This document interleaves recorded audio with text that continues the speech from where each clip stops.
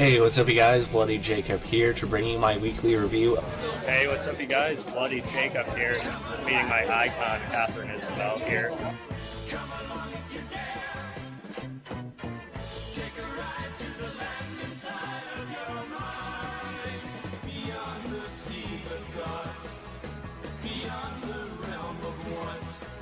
Across the streams of hopes and dreams where things are really not.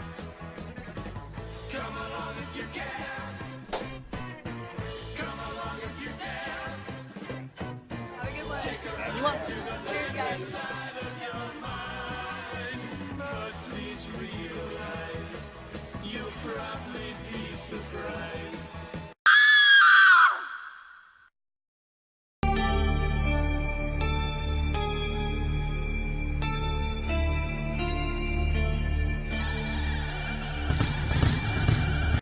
Hey, what's up, you guys? Bloody Jacob here to bring you my review of this week's episode of The 100 on the CW, which is episode 11 of season 5 called The Dark Year.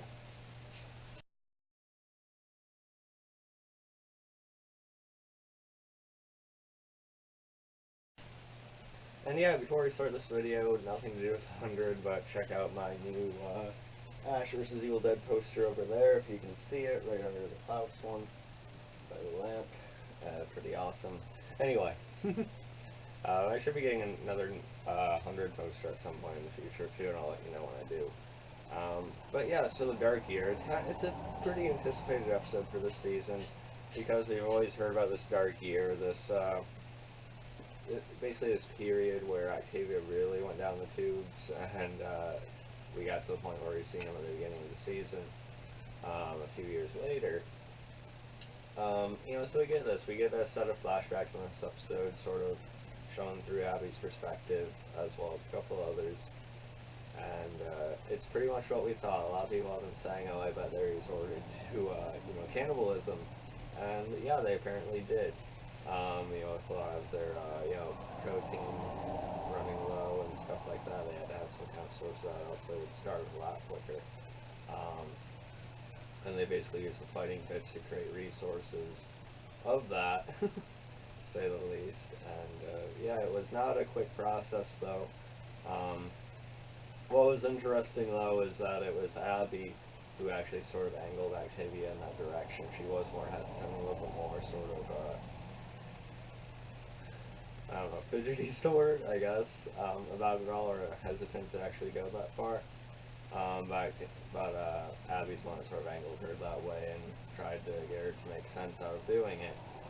And as we see Abby and Clark trying to detox her, she does blame herself, for, in a way, at least partially, what Octavia has become now, sending her down that path originally. And then she just took off from there, as we know. So I thought that was all pretty interesting. It's pretty much what we all thought, but I think that was the most interesting way to go as well, the whole cannibalism thing. It would have been weird if there was something else that, sent him down that dark path. And, they, little cubes of it. Some people were wondering about that, why it looked so raw and everything. Oh, why don't you just cook it? I'm sure it'd be, maybe a little better. But, it's basically because if it's raw, that's kind of why some people feed their dogs raw meat, is because it's full of more, nutrients and stuff like that. And some people think they also sort of processed it to make it into more of like a jello consistency, I guess. For some people that might be easier, for some people that might be a weird texture thing too, that would make it worse. I don't know. I've never eaten human flesh, so I don't know the proper way I'd be able to do it, if at all. So there's that. I did like that Kane was sort of the last one to really give into that. He it sort of led so many other people that refused to do it. Kane, of course, having the strongest will and only giving in when he literally started shooting people that wouldn't eat, and he had to preserve as many lives as he could. So yeah, and again, I still question why the Abby character is alive. Again, Paige Turco does a good job in the role. But I think she should have died a couple seasons ago, and now I feel like it would be understandable if something happened to her at the very end of the season or something. I just don't think her character has much of a place anymore besides being the Doctor. I feel yeah, and now Clark can kind of do that too. So yeah, I feel repetitive, like a broken record thing, not every week, but it's just how I feel. But the 100 still very, very good. Season 5 has been a great season, I think. We only got 2 episodes left. Like I said, I think it's one of the 2 or 3 best seasons the show has had so far. Really looking forward to season 6 already. And I like how they're making Dio as sort of more of like an anti-hero. They're starting to blur the lines a little bit even more with her. With Hurricane and McCreary and everything, Clark having to side with McCreary to try and preserve Maddie's life. But we see that Maddie, she's not really going to stand for that too much longer. And then she says Clark was always the hero of her stories, not Octavia Bellamy or the others. Clark was the one that made those hard choices over the years. Along with some Maid once in a while, but she was right with Clark forcing her thinks of herself as the hero. And now she's apparently appearing lesser to Maddie at this point. So their dynamic has weakened a little bit, at least from Maddie's end. So yeah, and I also liked Echo's part in this episode, along with I forget the guy's name, but basically Raven's new love interest now. All of a sudden, he can fight really well. Maybe I shouldn't say all of a sudden, because the situations he was in before, there's like 10 other guys around and stuff like that. But so we knew Raven sort of felt for him. We know there was something between them, and she's pissed at him for making her care about his life. Because now it makes both of them more vulnerable in a certain way, but they sort of give in anyway, and they have their kiss. That was nice as well. Raven deserves some happiness for sure. I would say I would worry about that because I don't think this guy's going to be around forever. I think he may survive this season, maybe.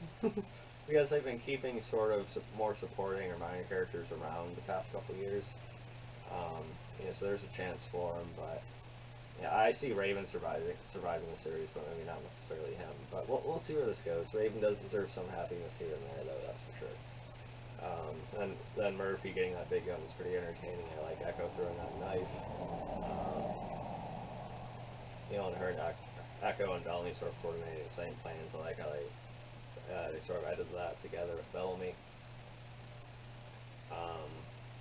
So yeah. Bellamy pretty much tells Octavia they're marching, people to their deaths, or that they're going to destroy the last livable land on Earth, and how stupid that is. But they pretty much don't have a choice at this point, and all the other side can do, from Clark's end and the others, is to prepare to lessen that as much as they possibly can. Bellamy's trying to get Octavia to do it in a way that Echo has also helped set out to get the others to surrender, again, to preserve as much of the land and lives as possible. So is Octavia really going to stop at any point? She says she will, but I think Octavia's time is ticking. But again, I love and dislike what they've done with Octavia this season. They've turned her into almost something of a villain, created from other means, but at the same time, she's also the most interesting she's ever been on the show, I think, and I really enjoyed Maria Avgeropoulos' performance this season. I think they really stepped it up, at least for me, with the Octavia character, one way or another. So, yeah, overall, this is another very good episode, an essential episode I think we were all waiting to see. I'm giving this one about a 9.1 out of 10. If you guys want to know what you think, feel free to mention anything else below that I didn't talk about. We can talk about it more. On Facebook, Twitter, Instagram. Like, subscribe. I'll catch you guys next time.